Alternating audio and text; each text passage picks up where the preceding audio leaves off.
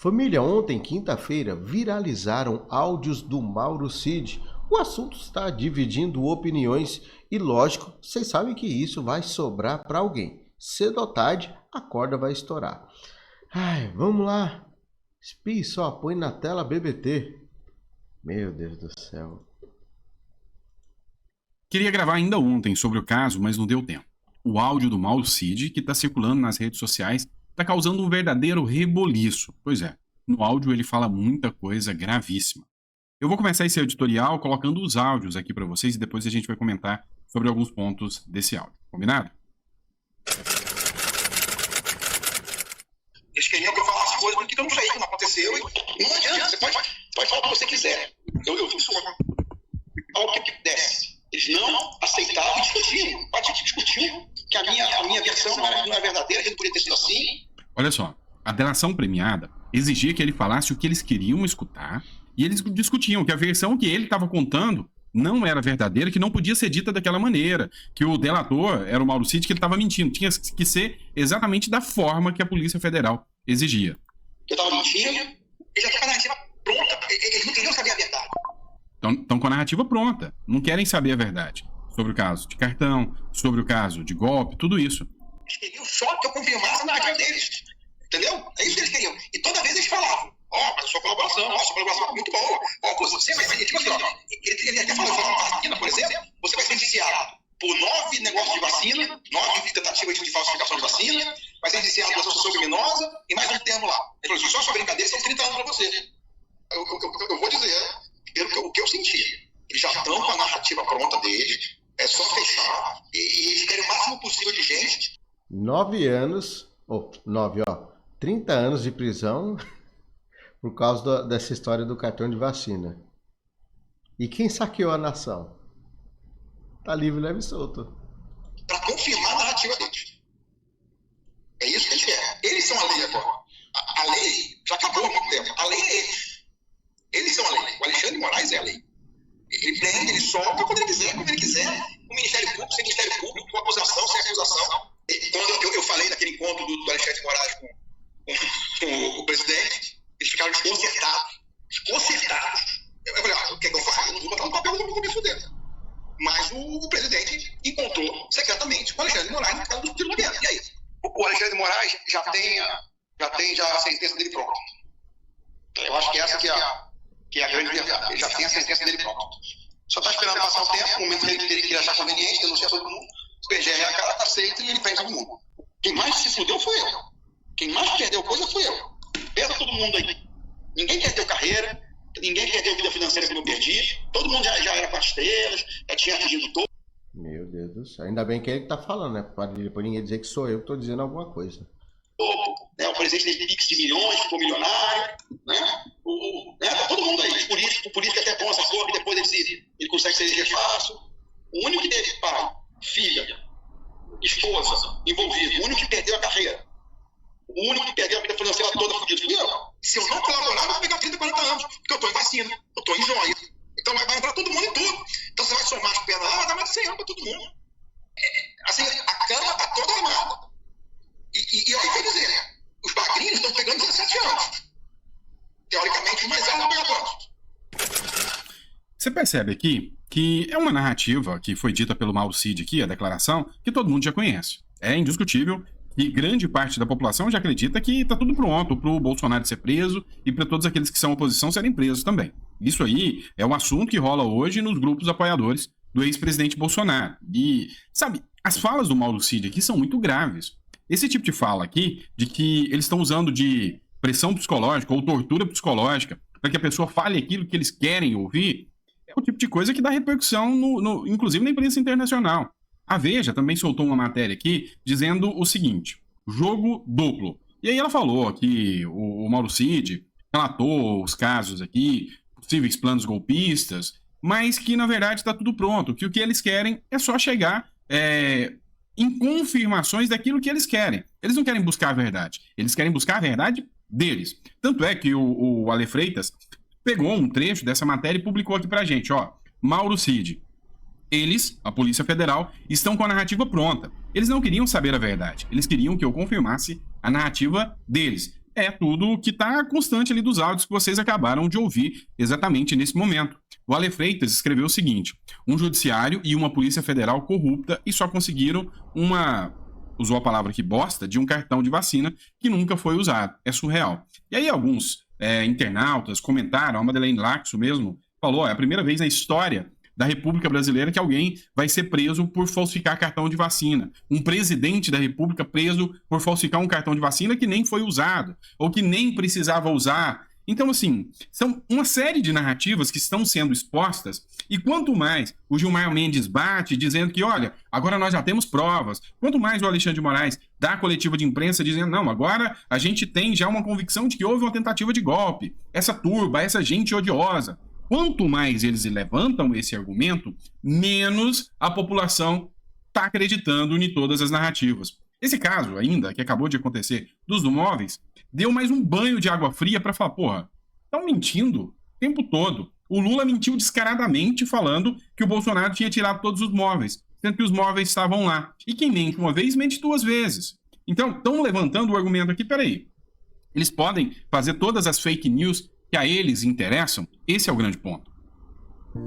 Já pensou que existe um jeito fácil de fazer ordem de serviço? Comercial. Vamos lá, volta. Tanto é que a imprensa já está falando abertamente. Olha só essa matéria do O Antagonista. Escândalo dos móveis. Cronologia mostra quem impediu a transparência. Lula, que defende um PL das fake news contra os outros, deveria ser punido pela sua fake news, em tese caluniosa. Mas há outro culpado nessa história. E quem é o outro culpado dessa história? Quem não analisou os fatos e a própria Janja também. Então, assim, sabe, é insano você ver que um presidente da República, para, sabe, atacar o ex-presidente da República, ele usa de uma fake news tão grande como essa, e o que é, sim, sem sombra de dúvidas, inclusive uma tese caluniosa aqui que o Lula aplicou. Então, assim, essa narrativa do Mauro Cid, esse áudio que foi exposto, é lógico que a esquerda vai tentar minimizar, dizendo, olha, isso aí é para agradar os bolsonaristas, isso aí é para descredibilizar o Alexandre de Moraes. Mas, senhores, convenhamos, acho que hoje todo mundo, seja de direita ou de esquerda, vê os depoimentos, inclusive dos parlamentares de esquerda, dizendo, se tudo der certo, o Bolsonaro vai ser preso, o Bolsonaro já está à porta da cadeia, Moraes vai prender o Alexandre de Moraes, o Bolsonaro, é porque todo mundo sabe que sim, já tem uma sentença pronta e que não há imparcialidade. O Alexandre de Moraes é réu e acusador na mesma ação, e juiz na mesma ação. Eu não tenho o que falar, né? Vamos lá, pessoal, partindo para outro assunto agora. Vamos falar de aposentados e revisão da vida toda.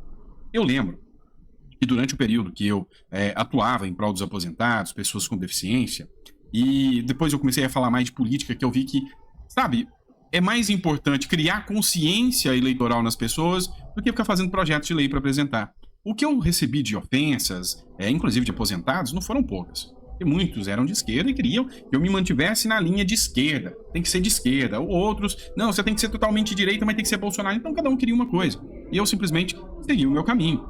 Porque eu sabia que o governo petista falava muito, mas que faria pouco. E que a narrativa de que o governo faria pelos aposentados ou articularia era pouco provável. E aí nós vamos falar disso aqui, matéria da Infomoney. O STF derruba a tese da revisão da vida toda, do INSS. Foram 6 votos a 5. Não existe dúvidas mais que as decisões tomadas pelo Supremo Tribunal Federal têm cunho político. Em 2022, enquanto o presidente da República era o Bolsonaro, o Supremo Tribunal Federal deu a tese da decisão da revisão da vida toda. O que é isso? Só para vocês entenderem. Funciona assim. A revisão da vida toda quer dizer que aquelas pessoas que contribuíam antes de 1994, e o que aconteceu em 94? Plano real. Quem contribuiu antes de 1994 e depois teve a mudança da moeda e continuou contribuindo, o INSS não quis mais fazer a conversão do cruzeiro, cruzado novo, para real. Ele fez uma tese mirabolante. O que ele falou? Olha, nós vamos parar de computar aqui o que você contribuiu para trás, só o que você contribuiu de 94 para frente é que nós vamos utilizar como base de cálculo para te Pera, não, que é isso? Que é isso? dar sua aposentadoria. O problema é que antes de 1994 tinha gente que tinha salários altíssimos. Eu citava sempre o caso do Leandro para vocês, que era o seguinte, ele era bancário, e enquanto bancário ele tinha salários altíssimos. Em 96, ele pediu para sair do banco. E ao pedir para sair do banco, ele montou uma empresa para ele e passou a contribuir só sobre o valor de um salário mínimo. Na hora de aposentar, ele aposentou só sobre um salário mínimo. mas ele ganhava 20 salários mínimos enquanto estava no banco e contribuiu a vida inteira sob 20 salários mínimos, antes de 94. Não computaram. Acontece que a revisão da vida toda é computar toda a vida de contribuição do indivíduo. Por isso que eu, particularmente, sou contra você ser CLT hoje em dia. Não compensa. Se possível, abra o seu negócio. Não seja CLT. É minha opinião. E dá valores vultosos. Dá mais de 300, 400 mil em alguns casos. E teve gente que está aí aposentada há muitos anos e recebendo um salário mínimo, sendo que poderia estar recebendo o teto. Ok, se o STF julgasse assim, ia criar um rombo gigantesco para as contas do governo. Como era o Bolsonaro em 2022, eles julgaram contra o governo e a favor dos aposentados. O que era certo. Os aposentados foram roubados. Foram roubados pelo governo. Acontece que agora mudou o governo. E agora precisa de um empurrãozinho para Lula não ter que pagar tantas contas. Afinal, imagina se Lula quebra o país na economia com uma conta bilionária que vem através de aposentados. Voltaram atrás. Decidiram em 2022 que era para pagar. Agora, com o Lula, não é para pagar mais. Porque senão vai causar prejuízo para o governo. Então, senhores, para quem é aposentado, vocês acabaram de ter uma É menos dinheiro para a Janja gastar, né? Com imóveis. derrota Aliás, com móveis. gigantesca e o governo, mais uma vez, roubou vocês gigantescamente. Tá? Então, para quem aí contribuía mais antes, vocês acabaram de ter a confirmação pelo Supremo Tribunal Federal que o Estado pode roubar vocês e que vocês não podem fazer nada por isso. Infelizmente. Infelizmente. Vamos dar continuidade aqui. Olha só. Nízia Trindade resolveu falar, né? E aí tem o caso da dengue. Nós passamos 2 milhões de casos de dengue. Já tem, acho que 600 ou 700 mortes confirmadas e mais de 1.200 ou 1.300 e já só Vou falta... falar uma coisa aqui. Deus me... É apenas uma suposição. Deus o livre que isso aconteça. Se infelizmente a gente chegasse a um patamar de morte de 60% das pessoas, dos brasileiros, por conta da dengue, certeza que iam criar alguma narrativa e, é lógico, ia vir uma Miriam Leitão da vida e ia dizer, morreu 60% dos brasileiros, mas veja que tem algo bom nisso. Certeza. Esse governo pode tudo. Confirmação. Ou seja, o caso está ficando grave. Falaram que a culpa era do clima. Não colou muito bem, mas espera aí. Na época do Bolsonaro, tudo era culpa do Bolsonaro. Agora com o PT, a culpa é do clima. E aí, eles resolveram dividir a culpa e assumir alguns erros. A culpa também não é mais só do clima. A culpa é pela misoginia, ou seja, é porque ela é mulher. Então, se ela é mulher, criticam ela porque a gente não está recebendo vacina da dengue. Você pode achar que é piada, mas não é não. Matéria da Gazeta do Povo. Críticas ao Ministério da Saúde estão motivadas por questões de gênero, diz Nízia Trindade. Nesta quinta-feira, a ministra da Saúde, Nízia Trindade, disse que a pressão de representantes do Congresso Nacional sobre a sua gestão tem motivação evidente em questões de gênero. A fala foi feita em entrevista à CNN. De acordo com Nízia Trindade, as críticas motivadas pela demora na liberação de emendas parlamentares e em sua liderança pouco agressiva fazem parte de um ambiente de manifestação do machismo. Ela chorou quando o Lula chamou a atenção dela no meio de todo mundo. O Lula, o feminismo, né, o feministo Lula, né, que defende as mulheres como se não houvesse amanhã, e o Bolsonaro, que era um machista, o Lula colocou uma mesa cheia de homens e chamou a atenção dela, o bom e velho esporro, né? Deu um esporro nela no meio de todo mundo e ela precisou sair de lá chorando. Mas a culpa é do machismo, da população que cobra ela, dos deputados que cobram ela. Sabe? Eles se esquivam em cima de narrativas. Vocês sabem muito bem como funciona a regra do jogo. Bora falar de questões internacionais que são quase nacionais também, né? Vamos falar de Cuba agora. Matéria do Brasil Sem Medo. ONG evidencia mais de 274 casos de ataques de Cuba contra ativistas e jornalistas.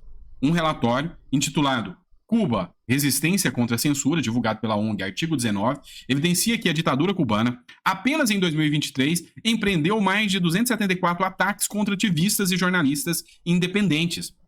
As ações, orquestradas por Miguel Díaz-Canel, foram aplicadas na tentativa de silenciar discursos e movimentações que possam desestruturar a ditadura comunista caribenha.